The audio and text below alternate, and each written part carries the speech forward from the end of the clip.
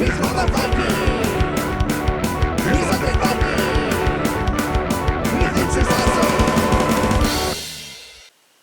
everybody, it's me, Undead Viking. I'm here to review a game for you. And the game I'm reviewing today is a game, and yes, you read it correctly, it's called Lap Dance. Now this game is about the manager of a adult entertainment club has been fired, and each of the players was an assistant manager who is vying to become that lucrative manager position in this upper scale adult entertainment club, a strip club, if you will. And so the idea is that in one evening, each one of the players will be tested in their ability to meet customer needs, and the one who does the best job in doing so by earning the most money will then win the game and become the manager of the club. Now, I am not going to touch on any of the ramifications of the theme or anything right now. What I'm going to do is I'm going to go ahead and I'm going to go right into showing you how to play the game. And then when we come back, well, we'll discuss everything at that point, as well as the game itself and what I dig about it. So, all right, cool. Well, I'm going to show you how to play now. How to play Lap Dance. Alright, this is Lap Dance, and I've kind of set up a 4-player game here. Each person, when they get the game, they're going to start with a deck of these cards, and I'll explain these cards in greater detail, but they have these cards that have these little symbols on the bottom, which I will also explain here in just a moment. But you will get these cards, you'll start off with 6 cards, and you'll draw 4 cards out of this deck, and that'll form your starting hand. Also setting up is that you will have, these are the people that work at the strip club that you will be using. All of these people, like you can see here, this is when you use him, he gives you a drink. That's what this rewards you. And when there's 2 players, there's 1 spot available. 3 players, there's 2 spots available. 4 spots, there's 3 spots available. So you can use them up as they are done.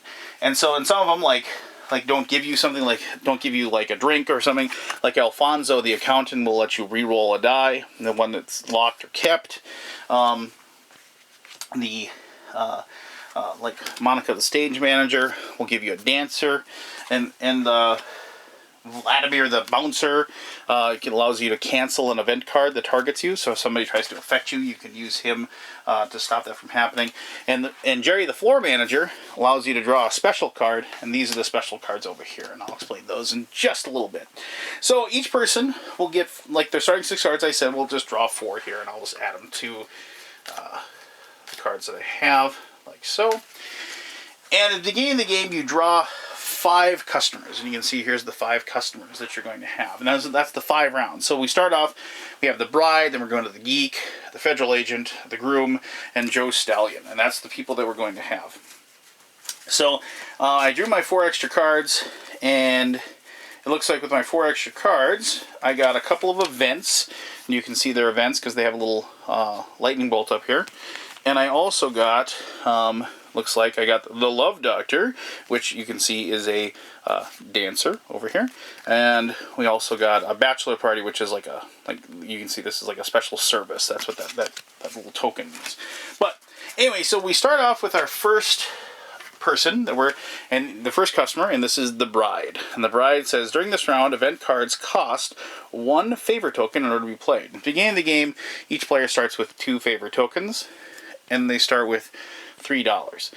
You keep the dollar tokens face down when you play because of the fact that you're going to, you person with the most money wins, and so you don't want everybody to know how much money you have and what they have to shoot for. So anyway, you have, and then also each one of the customers, they have this little special ability here. So whenever you fulfill an order, do a dancing maneuver. Now, this section right here is kind of like the fun thing that you can do. You don't have to do it if you don't want to, but we've done it when we played because it's kind of funny just to do it. So like you hear, like the geek, whenever you roll the dice, the other players must clap their hands and show their support. And there is a penalty if you decide to use those rules and you don't do that, you lose a favor token, and if you don't do the little fun thing that you're supposed to do. And if you don't have any favor tokens, you lose $1 if you don't do those fun things you're supposed to do. But each one of them gets a desire above them.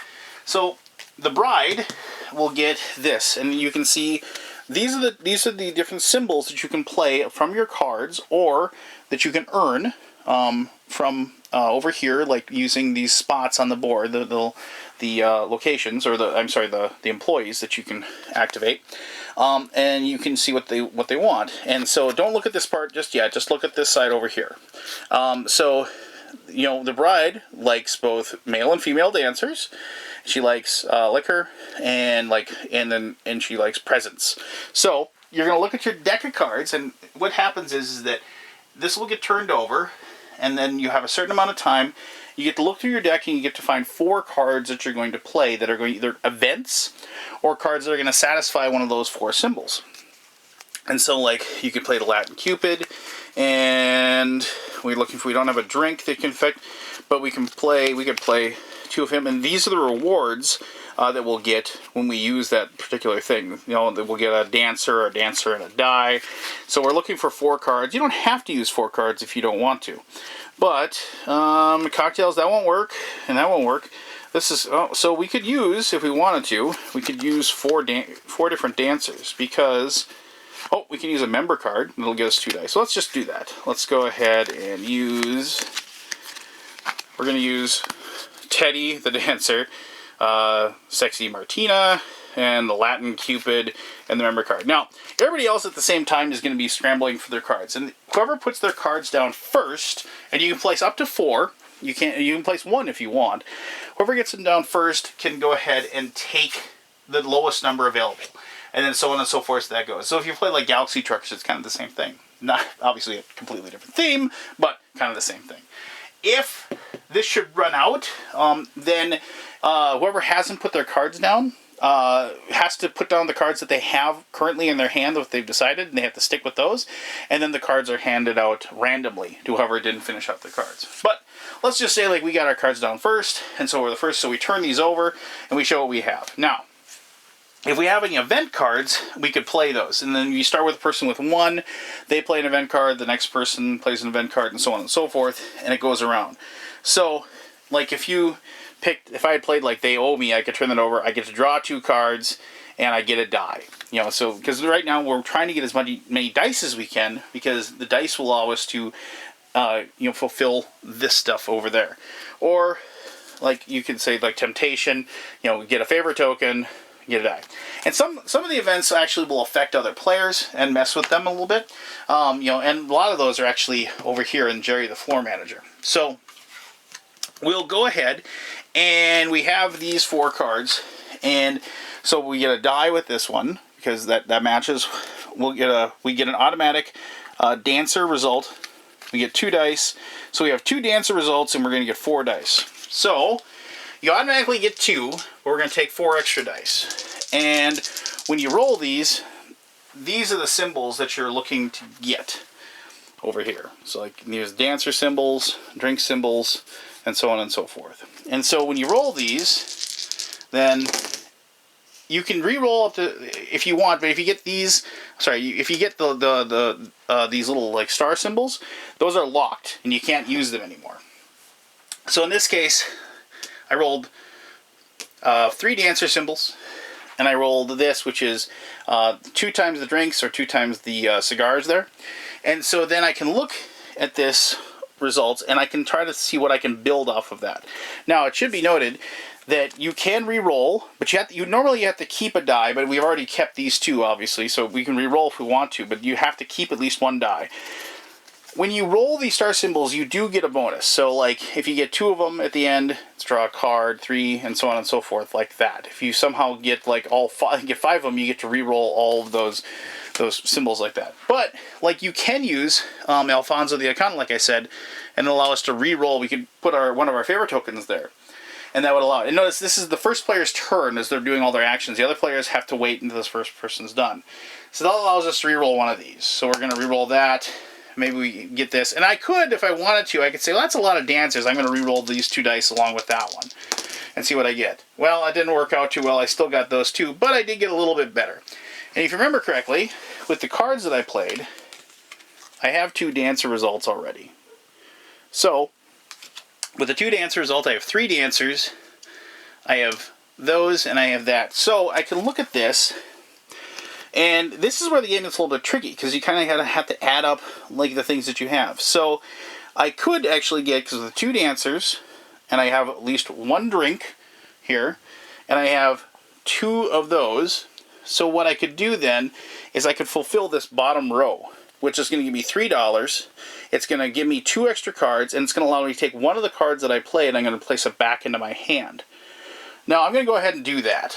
And I remember I turn in those 2, and I'm going to draw another card. So for the next round, I get 3 cards, because I get the 1 from the Sandra, the junior assistant, for the 2 little star symbols. So we draw 3 extra cards. I'm going to put those back in my hand. I'm going to look through my cards here. I really like this member card that gave me 2 dice. So I'm going to take that one back into my hand. I'm going to have to discard those 2. And I don't have anything left that's going to allow me to get anything else, because the things I have left are just like 3 cigars or 2 drinks and a cigar, which isn't going to get me anything. But if you look at this, 2 drinks and a cigar, well, I have 2 drinks, and I need a dancer. Well, I could actually take a favor token, and I can go to Monica, the stage manager, and she's going to give me a dancer.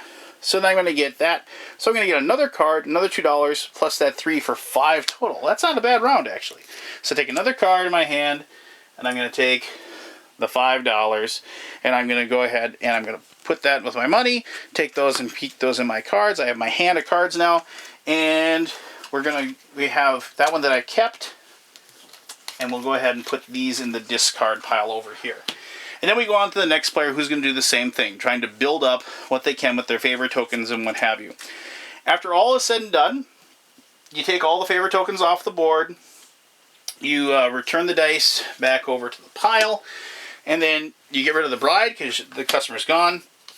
You turn over the desires of the geek, and the geek apparently likes fancy drinks, cheap drinks, and male dancers. And so you remember, at the end of the round, the player who rolled the fewest dice draws an additional card. That's the special effect that the geek has. And then you're going to do the same thing again. And each person's going to go ahead and use the cards and the things that they've built up in the round before to try to satisfy the desires of the geek. And then that will continue going on until you finally get to the last guy, Joe Stallion. Once the 5th round is done, whoever has the most money will win the game. So there you go. That's how you play Lap Dance. But let me tell you exactly what I think about the game in my conclusion right now. So I thought about if I had gotten a poll or something, I could have done that with this. So, all right, bad joke. But okay, but I'm trying to make that joke to the point is that yes, people are going to have a problem with this theme, and I totally 100% respect that. And I also understand that a lot of people aren't going to have a problem with this theme at all, and I totally 100% respect that as well. What I'm going to try to talk about before I even touch on the theme of the game is I'm going to touch on the actual mechanisms of the game. And I think the game is a lot of fun, actually.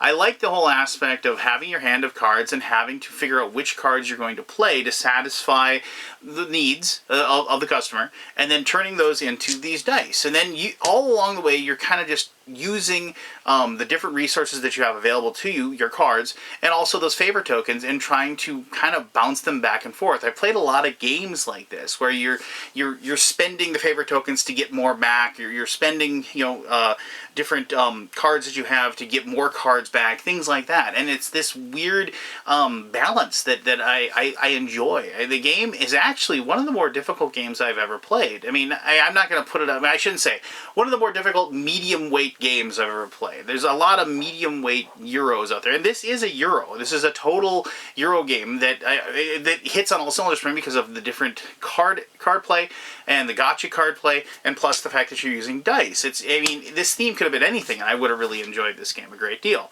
Now then, did I enjoy it more because of the theme? I don't know, maybe just a little bit. I'm not going to lie. I mean, when I played this with my gaming group, which is a bunch of 35 to 45-year-old men, there were a few off-color jokes and snickers or whatsoever at the artwork, which is total cartoon artwork. It's nothing. There's no nudity in the game at all. It's suggestive by all means, but you're going to see worse on cable TV on a regular basis. You're going to see worse on network TV on a regular basis, honestly. Now then, all that being said, I think the game is incredibly solid, and if you like medium weight Euros, I think you're really going to enjoy the game. If you're going to dig the theme, which is totally cool, I think you're really going to like the game. There's just there's enough going on and everything. The only thing that we had even the slightest question about was the fact that, like, it was one of those things where this is kind of a tend your own garden game. And while there is certain events and things that you can play to mess with certain people and alter the board, once you actually get to the action phase, there really isn't much you can do to stop somebody. And so if that's something that you're not going to like, then I understand completely. But if you are one of those people that kind of likes being able to kind of build your own little hand of cards and put together little combos to, like, maximize your earnings and maximize your points, I think this is a game you're really going to like. It's kind of a little puzzle, a little trick that you'll be doing at the end of each one after all the cards have been played and all the little turns. And that's one of the things that I actually really like, is the fact that people play events, and so you have these like 3 or 4 cards that you're going to be playing together, and you're going to say, oh, these are going to work perfectly, and I'm going to be able to get this and that and this, and they're all going to work, and I'm going to be able to get all these dice, I'm going to have all those dice to roll, I'm going to get all this money, I'm going to get all these favor tokens, and so on and so forth. And then somebody plays an event and then puts a wrench into those works and actually starts messing with that idea that you had. And now all of a sudden you have to take this like perfectly like created plan that you have and alter it and change it and react to what's been done. And I do like, I actually really love that part of the game.